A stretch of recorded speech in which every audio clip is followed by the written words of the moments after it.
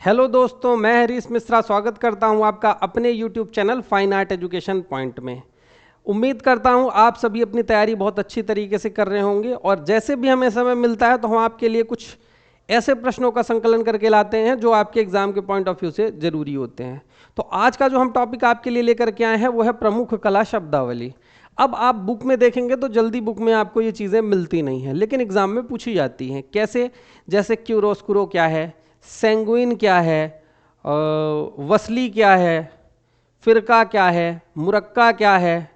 तो इस तरीके के प्रश्न जो आते हैं, डिपर क्या है, तो ये जो कला से संबंधित शब्दावली होती है ये हमें कहीं ना कहीं एग्जाम में कंफ्यूज करती है और जल्दी हम इस पर ध्यान नहीं दे पाते, क्योंकि इस तरीके का कोई टॉपिक किताब में अलग से है नहीं, इसलिए हमें यहाँ पर कंफ्यूजन होता है या याद करने में दिक्कत होती है। तो हम आपके लिए आज लेकर के आए हैं, तो इस टॉपिक में हम ये देखेंगे कि कला से संबंधित कौन कौन सी शब्दावली पूछी जा सकती हैं और उसका अर्थ क्या होता है। ठीक है, तो शुरू करते हैं अपनी आज की क्लास। तो आज का जो टॉपिक है वो है कला में प्रयुक्त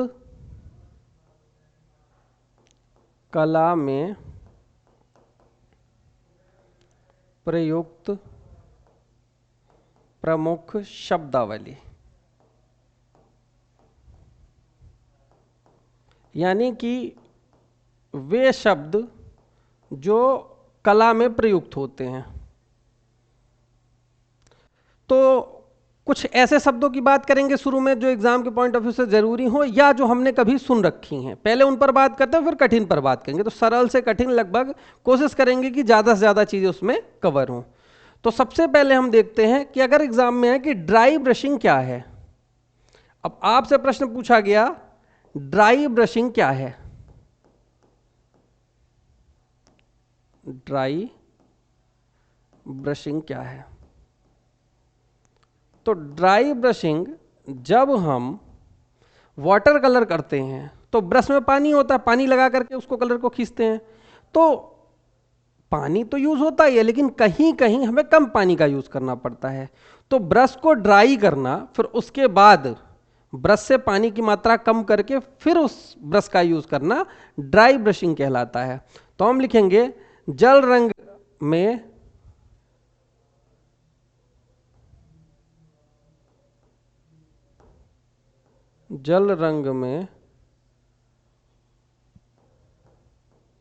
जल की मात्रा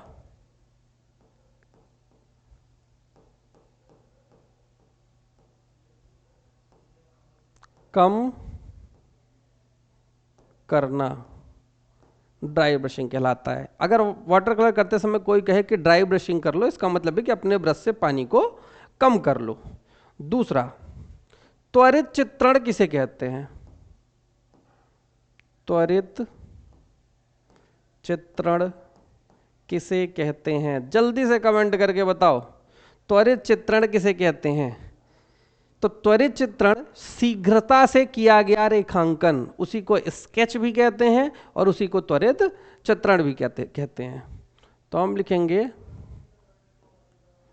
शीघ्रता से किया गया रेखांकन। अगर आपसे बनता है तो कमेंट करके बताएं, और अगर नहीं बनता है तो आप तुरंत अपना उसको नोट करें अपनी डायरी में या अपनी नोट्स में। अगला देखते हैं डिपर क्या है।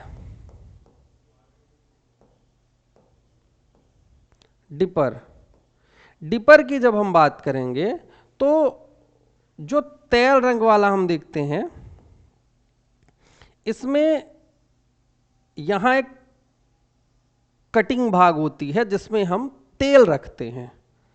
तो जो हमारा कलर पैलेट होता है उसमें जो तेल रखने की जगह होती है उसी को हम डिपर कहते हैं। तो लिखेंगे तेल रखने का पात्र, तेल रखने का पात्र। कलर पैलेट में जहां पर तेल रखा जाता है उसमें कटिंग जो बनी होती है उसी को हम कहते हैं डिपर। क्लियर? उसके बाद माहिर स्टिक क्या है? अगर पेपर में आए माही स्टिक क्या है? तो इसमें हम देखेंगे कैनवास पर जब हम काम करते हैं तो हमारा हाथ कैनवास में दबाव दे, क्योंकि बार बार अगर हमारा कैनवास दबेगा तो वो ढीला पड़ जाएगा, तो इसीलिए हमारे हाथ को टिकाने के लिए एक स्टिक आती है। तो हाथ को हम उस स्टिक में टिका के फिर काम करते हैं, जिससे क्या होता है कैनवास पर जोर नहीं पड़ता। तो जब हम कैनवास पर काम करते हैं तो हाथ को टिकाने वाली जो स्टिक होती है उसी को माहे स्टिक कहते हैं। तो हम लिखेंगे कैनवास पर कार्य करते समय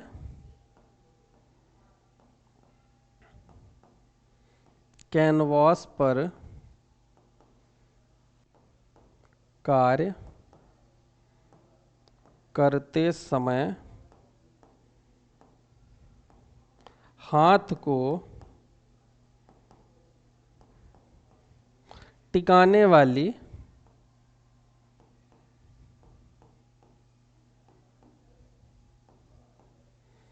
स्टिक क्या कहलाती है? माहे स्टिक। नेक्स्ट देखते हैं चियोरोस्कुरो। चियोरोस्कुरो ये पूछा गया है पेपर में, चियोरोस्कुरो क्या है? चाहे चियोरोस्कुरो कहे या कियोरोस्कुरो, कियोरोस्कुरो,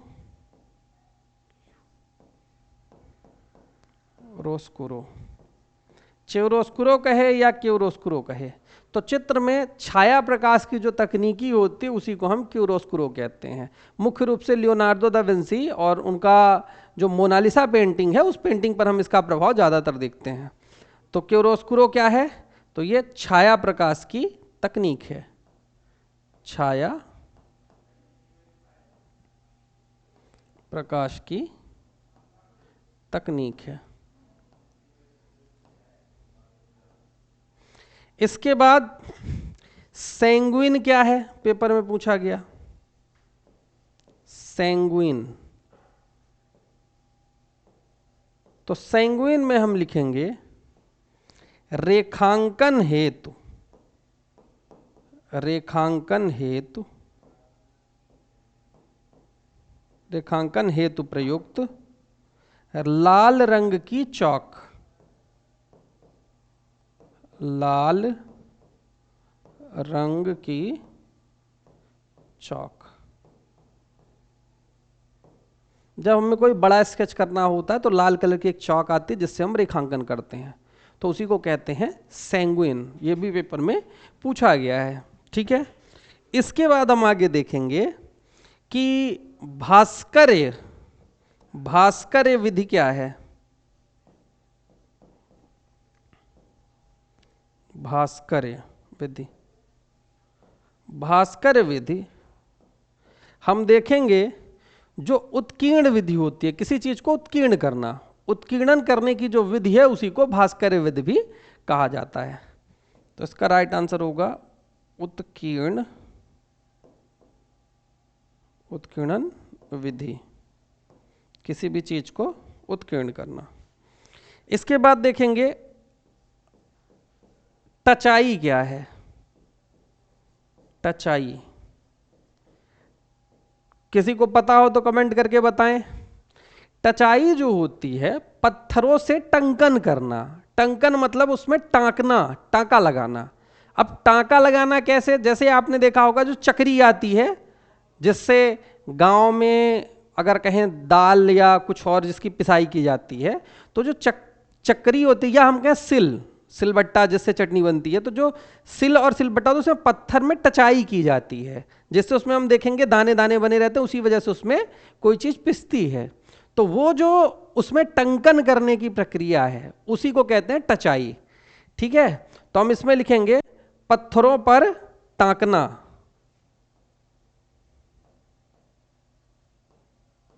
पत्थरों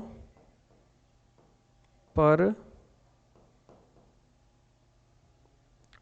टांकना कहलाता है टचाई। क्लियर है? इतनी बात समझ में आ गई? आगे चलते हैं। स्टाइलस क्या है? स्टाइलस तो जिस उपकरण से हम पत्थर पर टचाई करते हैं उसी को कहते हैं स्टाइलस, ठीक, तो स्टाइलस में हम लिखेंगे भित्ति की टचाई में प्रयुक्त उपकरण, भित्ति की टचाई में प्रयुक्त उपकरण, उसी को कहते हैं स्टाइलस। स्टाइलस एक उपकरण है। ठीक, इसके बाद आगे देखते हैं, स्टिपलिंग क्या है।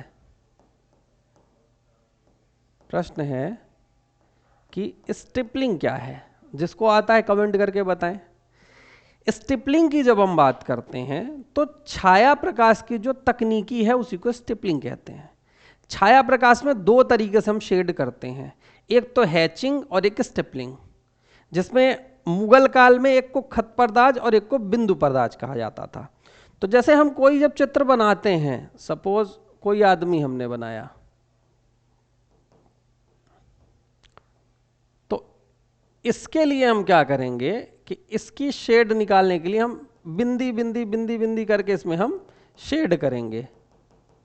तो ये जो बिंदी बिंदी करके शेड करने की जो प्रक्रिया है, बिंदी बिंदी करके जो शेड करने की प्रक्रिया है, बिंदी बिंदी करके हम लाइट एंड डार्क निकालते हैं, तो इसी को कहते हैं स्टिपलिंग, या स्टिपलिंग को ही बिंदु पर्दाज कहा जाता था मुगल काल में। तो स्टिपलिंग कहें या बिंदु पर्दाज कहें, बिंदु पर्दाज कहें, तो ये क्या है, बिंदु बिंदु से छाया प्रकाश निकालना, छाया प्रकाश निकालना। ठीक है, सेम ये भी होगा। अब आगे आता है, चूंकि पर्दाज शब्द आ गया तो पर्दाज देख लेते हैं। अगर पूछे पर्दाज क्या है, तो पर्दाज मुगल कालीन छाया प्रकाश, मुगल काल में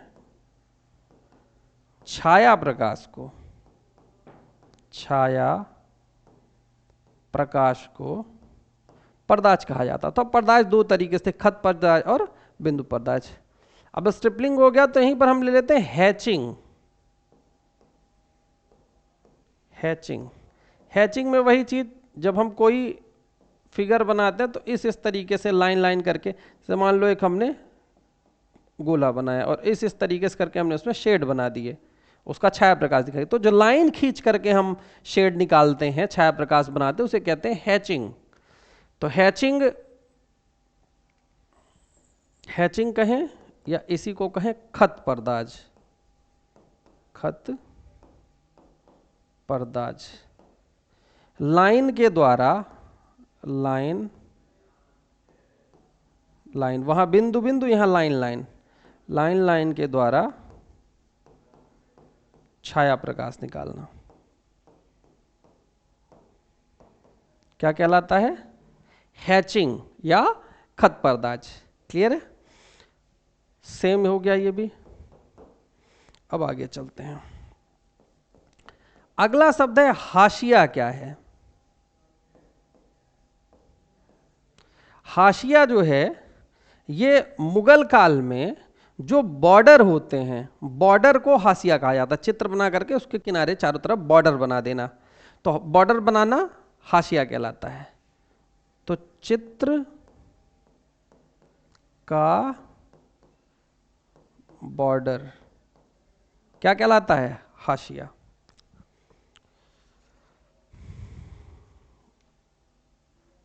अब पूछे इकेबाना क्या है? ठीक है,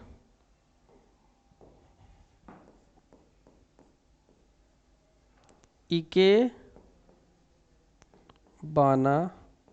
क्या है? तो हम ये देखेंगे, ये जापान में पुष्प संयोजन की कला है। तो जापान में पुष्प संयोजन की कला को इकेबाना कहा जाता था। इकेबाना किसे कहा जाता था? जापान में पुष्प संयोजन की कला को। जापान में पुष्प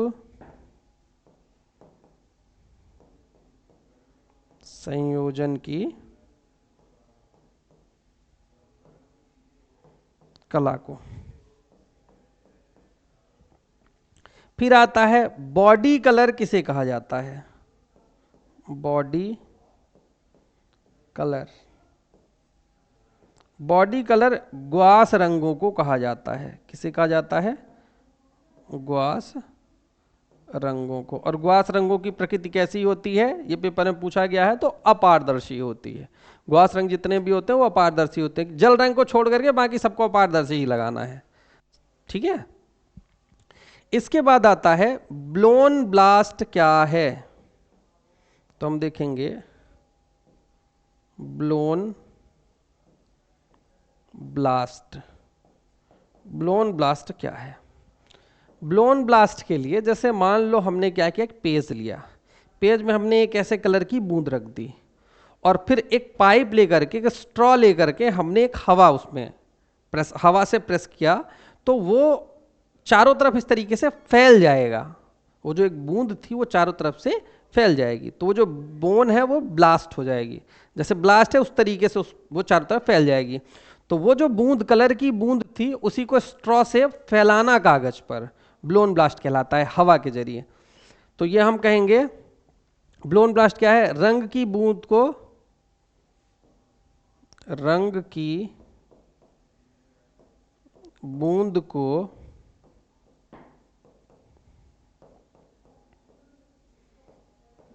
धरातल में रख कर स्ट्रॉ द्वारा फैलाना, स्ट्रॉ द्वारा फूंक मारना, फूंक मारना, ठीक, ब्लोन ब्लास्ट कहलाता है। क्लियर है? अब ग्लेजिंग क्या है अगर पूछे? ग्लेजिंग, ग्लेजिंग देखेंगे तो चित्र हो या मूर्ति, उसमें चमक बढ़ाने के लिए एक पारदर्शी परत होती है, उसको चढ़ाया जाता है। जैसे अगर हम कहें वैसलीन है, वैक्स है, उस तरीके की चीज होती है जो चित्रों में चमक लाती है। तो ग्लेजिंग में हम लिखेंगे रंगों के ऊपर लगी पारदर्शी परत, रंगों के ऊपर लगी पारदर्शी परत। क्लियर? आगे देखते हैं। आगे देखेंगे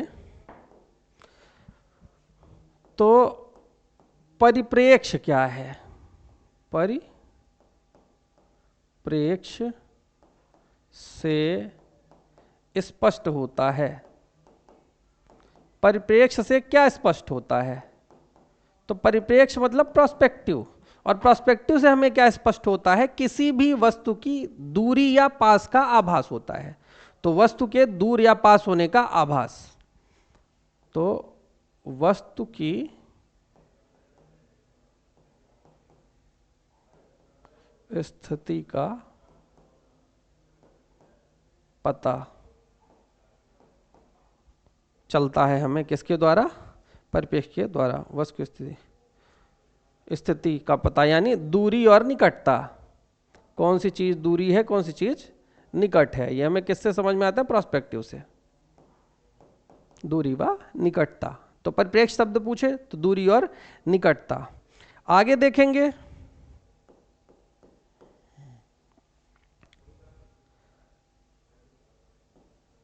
वॉश टेक्निक का संबंध किससे है?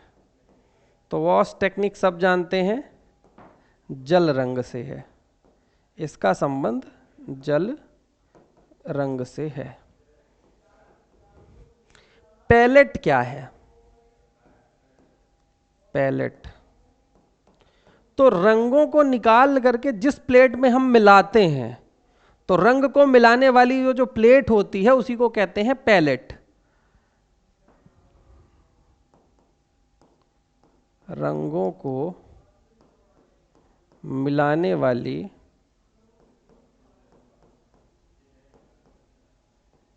प्लेट, रंगों को मिलाने वाली प्लेट को हम कहते हैं पैलेट। मिनिएचर मतलब क्या होता है? कला के शब्द में मिनिएचर मतलब क्या होता है? मिनिएचर मतलब होता है जब हम बहुत छोटे छोटे काम करते हैं। जैसे एक ये कागज हो गया, अब इस कागज को हमने कई छोटे छोटे हिस्सों में बांट दिया, फिर यहाँ एक छोटा सा बहुत अच्छी सी पेंटिंग बनाई, एक पेंटिंग यहाँ बनाई, एक पेंटिंग यहाँ, एक इस खंड में, एक इस खंड में, यानी बहुत छोटा छोटा काम हम कर रहे हैं। तो बहुत ही महीन काम करना मिनिएचर कहलाता है, चाहे चित्र हो चाहे मूर्ति हो। ठीक है, तो जब बहुत बारीक काम हम करेंगे कोई भी चीज़, किसी भी चीज़ में, तो वो मिनिएचर के अंतर्गत आती है। तो मिनिएचर में हम देखेंगे छोटे छोटे आकार में बनाई गई कलाकृति। वो चित्र भी हो सकती है, वो मूर्ति भी हो सकती है। अब तो इस समय पर मिनिएचर टॉय के भी चल रहे हैं। हम देखेंगे छोटे छोटे बहुत ही सुंदर सुंदर खिलौने आने लगे, बहुत छोटी सी कार बना के दे देते हैं लोग, बहुत छोटा सा आदमी बना करके दे देते हैं, तो वो मिनिएचर वर्क है। ठीक है, इसके बाद आगे देखते हैं रॉक पेंटिंग क्या है। रॉक पेंटिंग या कहें शैल चित्र क्या है? तो आदि मानव के द्वारा जो चित्र गुफाओं में बनाए गए थे उन्हें शैल चित्र कहते हैं। तो आदि मानव द्वारा गुफाओं में बनाए गए चित्र, उसी को हम कहते हैं। ठीक है, तो जो कला से संबंधित प्रमुख शब्दावली हैं, तो अभी हम इस वीडियो में इतना देख लेते हैं। दूसरा वीडियो हम इसके बाद देखेंगे कल। तो इतना आप पहले लिख करके अच्छे से आज तैयार कर ले, इसके बाद और जो पूछे जाते हैं उसको हम कल एक छोटे से वीडियो में उसको कवर करेंगे। तो आज वाला जो है अगर आपसे बनते हैं तो अच्छी बात है, अगर नहीं बनते हो तो आप उसे नोट कर लें अपनी डायरी में, अपने नोट्स में, और ज़्यादा से ज़्यादा रिवीजन करें। क्यों? क्योंकि एग्ज़ाम नज़दीक है और यहाँ से एक प्रश्न आना ही आना है, यहाँ से भी आता ही है। लगभग मैं कोशिश करता हूँ कि जिस भी खंड से प्रश्न आने वाला है उस खंड से ज़्यादा प्रश्न हम तैयार करके रखें, ताकि हम मेंटली भी प्रिपेयर रहें कि हाँ इस तरीके से भी प्रश्न पूछे जाते हैं। जैसे मैंने विषय वस्तु कराई थी, विषय वस्तु में भी हम रेडी रहें कि किसी भी चीज़ की विषय वस्तु अगर पूछता है तो हम रेडी रहें कि हाँ इसकी विषय वस्तु ये है। तो उसी प्रकार कला से प्रमुख जो शब्दावली है कला में, उनसे भी प्रश्न पूछे जाते हैं। तो लगभग इतने प्रश्न आपको आज ही तैयार कर लेने हैं।